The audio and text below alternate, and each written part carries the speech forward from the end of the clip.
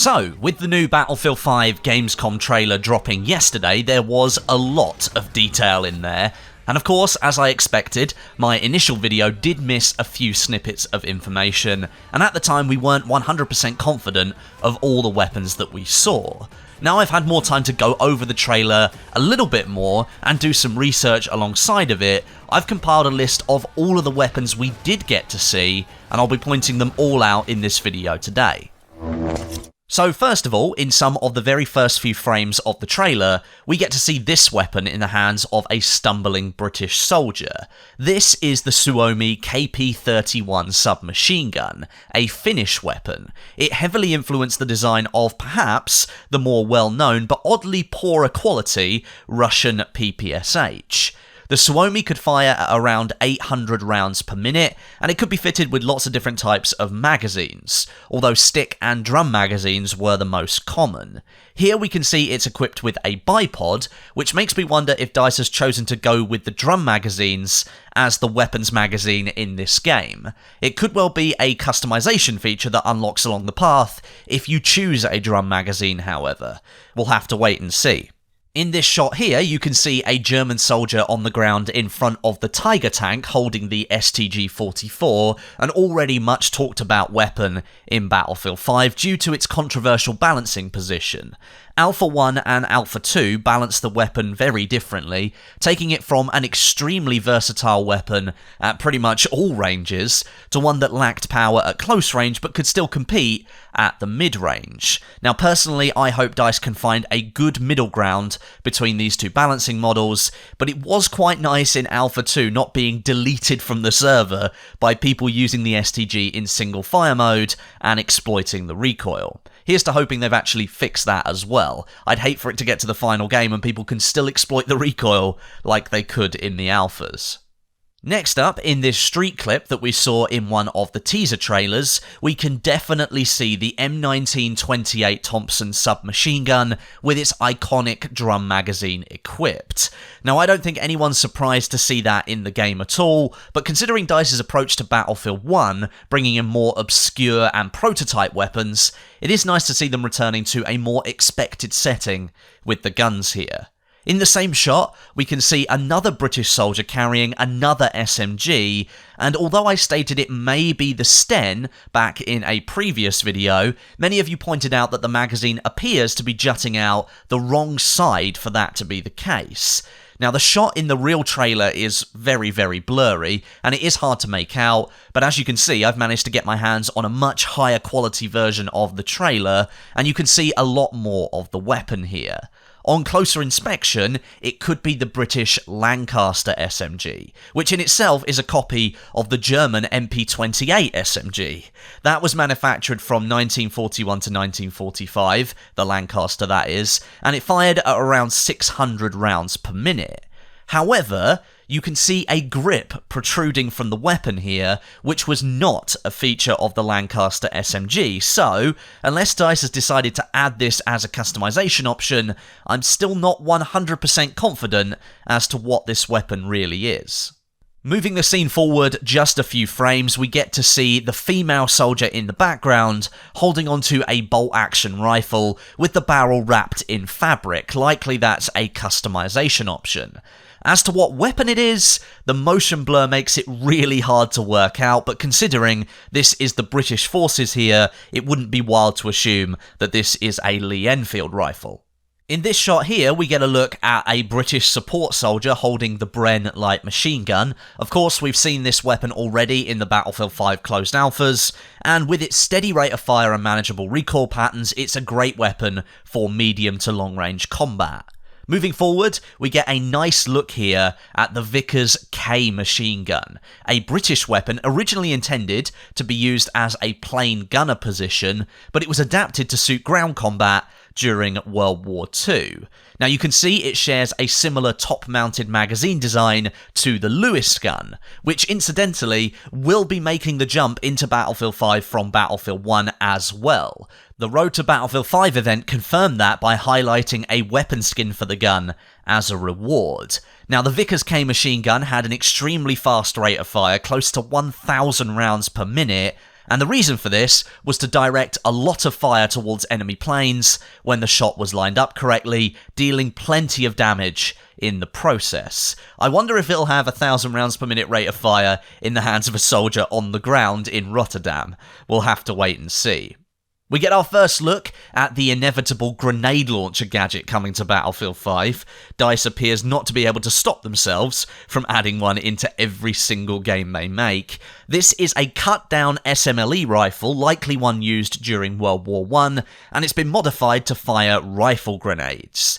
Now, at the moment, we don't know what class this gadget will be available to, but considering the Assault class, which is the explosive class, already has access to shoulder-fired rocket launchers and dynamite, I'd like to see this handed to the Medic class, which during the alphas really didn't have much in the way of explosive firepower. If you ever came across a tank, you just turn around and run the other way. I do think they need some kind of explosive gadget. As the soldier in front of the grenade launcher wielding soldier jumps out of the window, we get our first look at an iconic German weapon from World War II, the FG-42. This rifle was specifically developed for the German airborne infantry or the German paratroopers and could fire anywhere from 750 to 900 rounds per minute from 10 or 20 round box magazines. Here in the trailer, it's equipped with a bipod and an optical sight, both of which are likely to be attachment unlocks for the weapon. In this shot, just further on, we get a glimpse at the Lee-Enfield Mark IV No. 1. I wrongly identified this as the Ross rifle, but it is indeed the Lee-Enfield Mark IV No. 1, a newer and more up-to-date model of the Lee-Enfield rifle used during World War I by the British. You can also see here, on the end, we've got a bayonet. This is called the Spike Bayonet, or Pig Sticker, as it was named by some of the soldiers. Now, we don't know for sure if bayonet charges are returning in Battlefield 5, but considering not all rifles we've seen so far have this attached, I mean, we've seen the Kar-98 multiple times during the alpha, and there's no bayonet there, it might be safe to assume that some weapons will have a bayonet charge option if you equip a bayonet. Next, our first recorded sighting of a shotgun in Battlefield 5. During my breakdown yesterday, I missed the obvious third barrel to what I called a double-barrel shotgun, so let me correct myself and identify this weapon as the M30 Luftwaffe Drilling triple-barrel shotgun. It could fire off 2 shotgun shells and then a rifle round if chosen by the holder. Now, the rifle round was intended to be used for hunting, bringing down large animals, so I expect that's going to do quite a bit of damage if you can land a shot on a soldier during a round. In the same shot, behind the shotgun holder, we can see another soldier carrying the SIG Ke7 Light Machine Gun. In the real trailer, this is really hard to make out, but in the version that I've got my hands on, it's very much easy to tell what weapon this is. This is a Swiss weapon produced before the war, and most units were actually exported to China or South America, but a few units were sent to the British Army for testing, but the weapon was ultimately dropped in favour of the Bren light machine gun. Here in Battlefield 5 you can see the standard bipod is attached, and the curved box magazine, which would hold 25 rounds. Skipping ahead in the trailer now to after the V1 rocket explosion, we can see an extremely blurry outline of another weapon. This is the M1907 SL. Battlefield 1 players will be familiar with this weapon, I'm sure, and it appears to be part of that same group that's bleeding across the 2 games and the 2 wars that are being fought. Moving just further forward, this weapon here, this is actually the Mp40 Submachine Gun. If I show you this screenshot, right down at the bottom of the screen there in the middle, you can make out that rather iconic shape, although at full speed in the trailer, it is extremely hard to tell what weapon this is. It's equipped with a rather obscure optical sight, and judging by the few we've seen on other weapons so far, perhaps DICE is going to be giving different weapons different options per different type of sight, rather than applying the same type of sight to all weapons like they did in Battlefield 1. That would be really awesome from a customization perspective. In this clip here, we get a good look at the German Gewehr 43, although we see it with stock iron sights as opposed to the telescopic sight that we've been using in the closed alpha tests, and it also appears to be skinned quite differently. We know weapon skins will be a big part of Battlefield 5's visual customization system, with multiple different parts on weapons being able to be skinned differently, so it's nice to see that here in the trailer already. Here in this shot, we get a good look at the MG34 mounted on top of a vehicle. In this shot, it's hard to tell what that vehicle is, but it's likely a German half-track, and it is fixed into a gunner position rather than a soldier just coming along and bipodding on top of the vehicle. You can see the metal deflectors either side and the huge double drum magazine that the soldier's holding. This isn't standard on the MG34 that we've been using in the alpha tests. Skipping forward in the footage to the reveal trailer map, this takes place around the Escaut River, and as you can see here, it is rather flooded. We get a look at the Lee-Enfield Rifle again the Mark IV number 1. Some people are speculating, however, this could be the French Mass 36 rifle, adopted as the French standard issue rifle just before the war to replace the aging Berthier and Lebel rifles that were used before and during World War I. Those things have been around for a long time. Personally, I think this looks more like a Lee-Enfield rifle. The barrel is longer and we can see that pig sticker bayonet again on the end, although it would be cool to see the Mass 36 in Battlefield 5 as well. And just later on in this scene we get a glimpse of the Kar-98 without a scope attached, so riflemen from Battlefield 1 will be getting their iron sights fixed here in Battlefield 5, it seems. In this shot here, showing off the Snowy Mountains map that at the moment we don't have a name for, we can see a soldier holding what looks like an M1A1 Carbine, another classic World War II weapon. From the glimpse we get, we can see the weapon has been fitted with a folding stock and is fitted with its standard box magazine. Now, the weapon being held by the soldier in the foreground appears to be the Bren. Its obvious top-mounted magazine is sticking up into the picture. This very short clip here sees a German soldier in a near miss with a British Spitfire in the middle of some French countryside, but what got my attention is the custom ring sight on the end there of the Kar-98 that he's holding. Further evidence of some rather deep levels of customization coming to Battlefield 5.